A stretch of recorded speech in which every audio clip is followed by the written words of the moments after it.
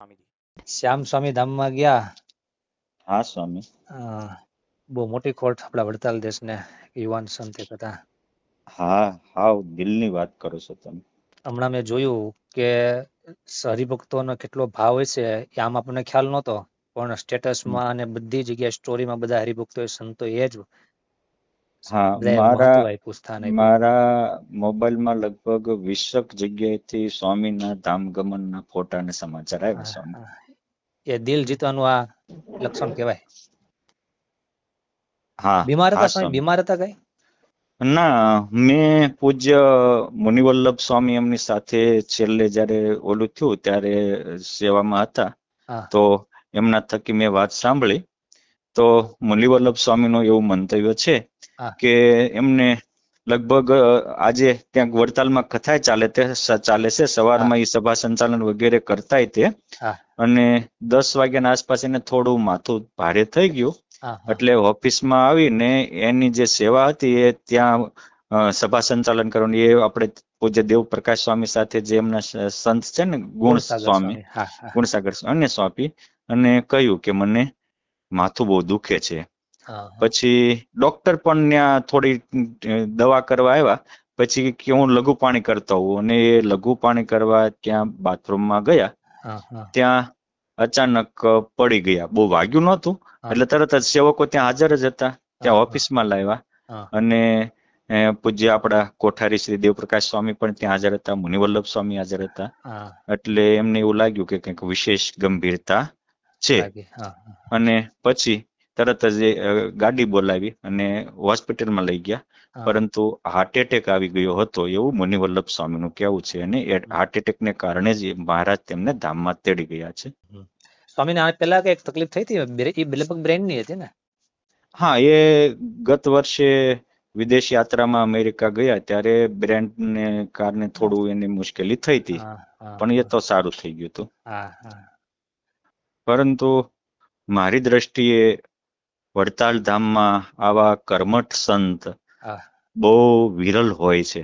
હા, એમનો જે મિલનસાર સ્વભાવ હતો, બીજાના દુઃખે દુઃખી, બીજાના સુખે સુખી થવું, આવી જે એમનો નેચરાલિટી હતી, હા, એ વડતાલ ધામની ઓફિસની પાસે બેઠા હોય હમ, તો મંદિરે આવતા 50-60% હરિભક્તોને સાચવી લેતા. હા, ક્યારેય એને કોઈ એને પાસે ઉતારાની વ્યવસ્થા માંગી હોય, જમવાની વ્યવસ્થા માંગી હોય, હમ, તો શ્યામ વલ્લભ સ્વામી ના પાડે નહીં. હા. એ મારો અનુભવ એ છે. ઘણા બધા હા, હરિભક્તોને આપણે ભલામણ કરી હોય ને, વડતાલ એટલું જ કે મારો દ્વિશત નંબર આપી દેજો.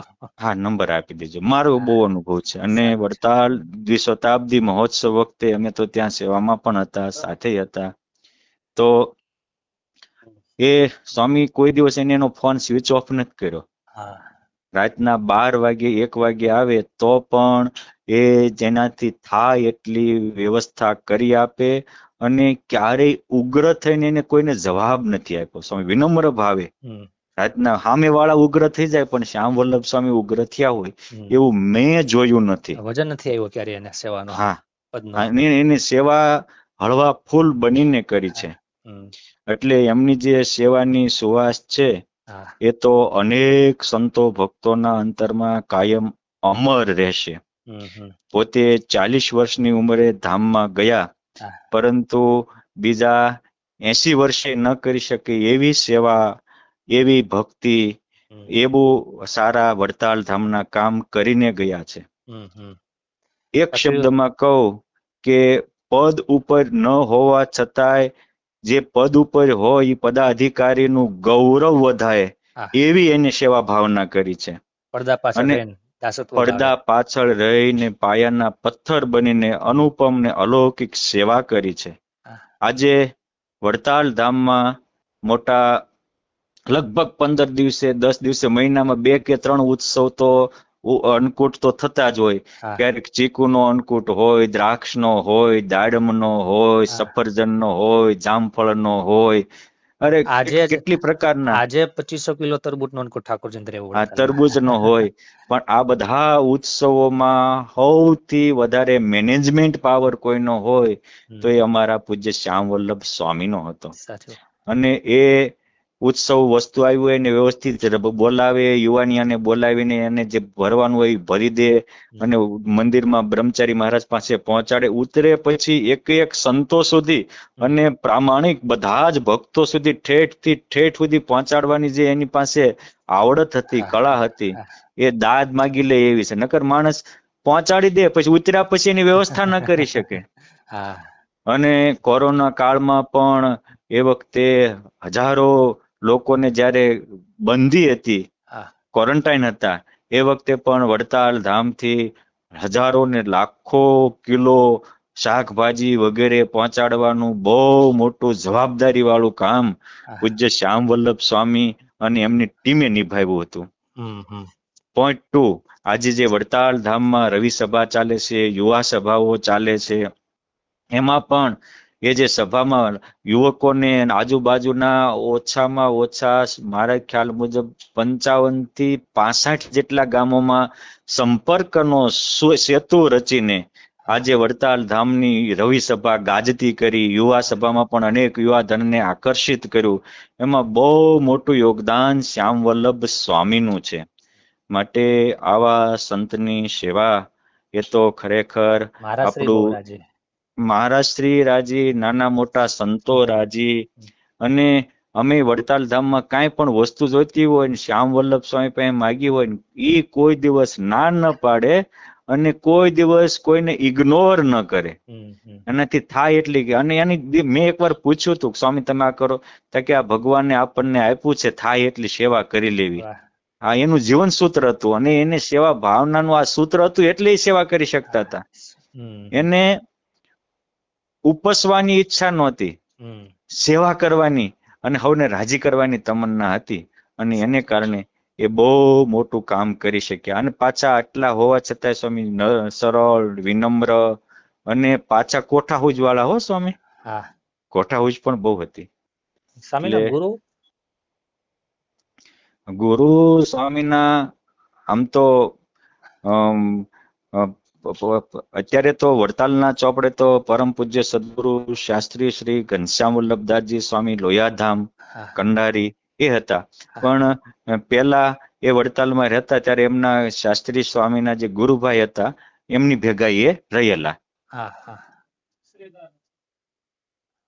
એટલે આ રીતનું મારી સ્મૃતિમાં છે જ. એ શિવલાલ શેઠ 33 વર્ષે ધામમાં ગયા પણ સત્સંગમાં એક ફોરમ ફેલાવતા ગયા. જીણાભાઈ 41 વર્ષની ઉંમરે ધામમાં ગયા પણ એક સેવાની અને એક ભક્તપણા હૃદયની સુવાસ ફેલાવતા ગયા.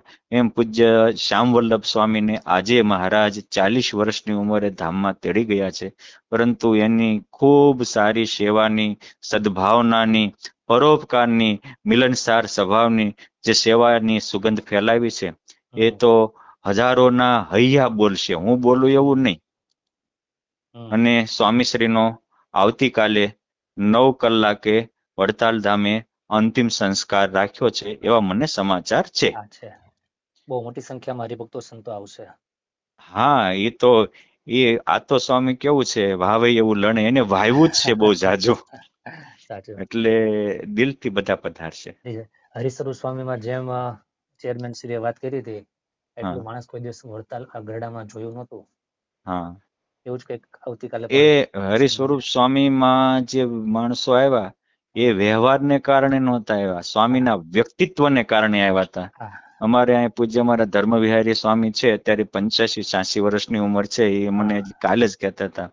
મને કે હું સ્વામી 14 વર્ષની ઉંમરે સાધુ થયો, 70 વર્ષથી ગઢપુરમાં રહું છું.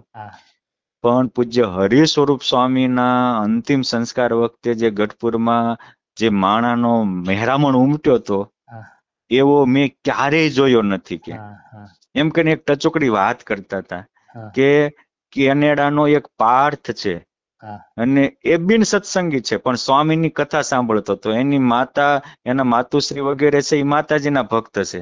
પણ સ્વામી ધામમાં ગયા તો એને ત્યાંથી એની બાને કહ્યું કે અહીં બાજુમાં દેરડી ગામ છે, એ કે તમે સ્વામીના અંતિમ સંસ્કાર ગઢપુરમાં છે એના દર્શન કરીને પછી જ્યાં જાવ હોય ના જાયજો, કે મારા વતી તમે જાયજો. હવે હાવ અજાણ્યા ને માતાજીના ઉપાસક ભક્તોને પણ એમના દીકરાઓ એક સંબંધીઓ સ્વામીના અંતિમ દર્શન કરવા જે મોકલ્યા હતા એ એમનું વ્યક્તિત્વ હતું. બરાબર.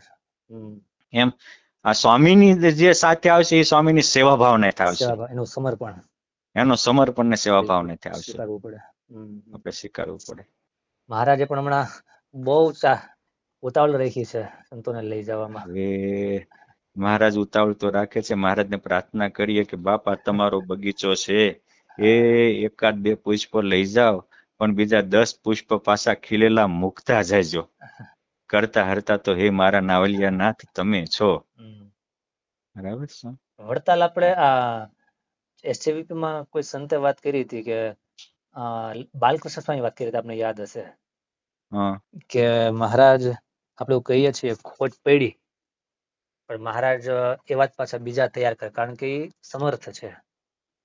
હા, એ મહારાજનું વરદાન છે ને વડતાલના 19મા વચનામૃતમાં કે જ્યારે જીવને ભરતખંડમાં મનુષ્ય જન્મ આવે ત્યારે ભગવાન કે મોટા સંતો જરૂર વિચરતા હોય, એટલે એ જરૂર રાખવા એ મહારાજની હવે ફરજ પડી ગઈ.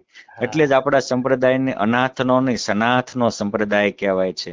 અને એટલે તો મહારાજે મધ્યના મુદ્દાના વચનામૃતમાં 21માં કીધું કે જે પરોક્ષ ભગવાન કે સંતમાં પ્રીતિ હોય એ પ્રગટમાં થાય. એનો અર્થ થાય કે પ્રગટ રાખવાના છે એટલે એ પ્રીતિની વાત કરે છે. બેડો પાર થઈ જાય. એટલે આવા સંતોના આપણે ગુણ ગાઈએ તો એવા ગુણ આપણામાં આવે. અને આ મોટાના સારાના ગુણ લેવાથી ગુણાતીતાનંદ સ્વામી તો કે બ્રહ્મરૂપ થઈ જવાય. છે સ્વામી. સરસ.